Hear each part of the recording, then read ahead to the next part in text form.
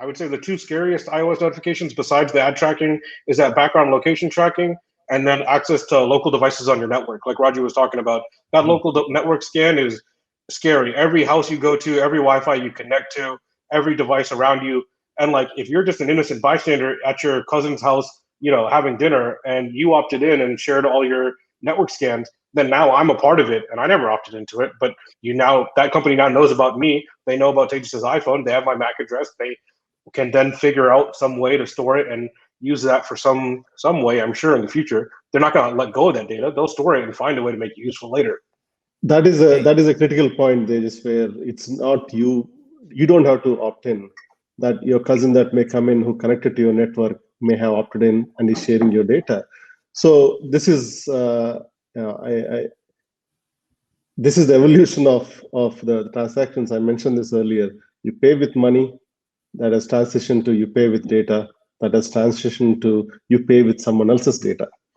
And I installed Clubhouse a few months back, and they said they want my access to my contact list. Before you can do anything.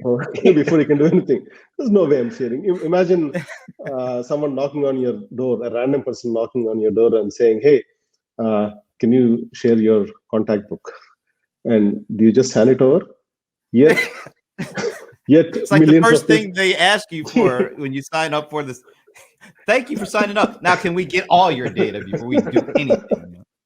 Yet millions of people are doing it, and I'm sure they have my contact information, even though I have not opted in.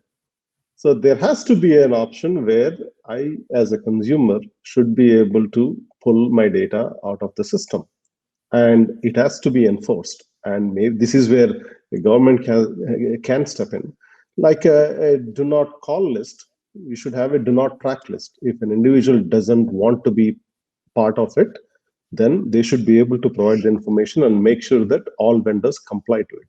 I think we are certainly getting there. Otherwise, you'll end up seeing a ton of spams, and because somebody else has your data, and they'll start calling you and start calling you randomly on things. And that is one of the reasons I actually like the recent rule Netherlands passed, saying they're blocking cold calling. I love that. I would love to see that. I'd love to see that in several countries out there, because what is happening with that data is it resulting in cold calling and among other users.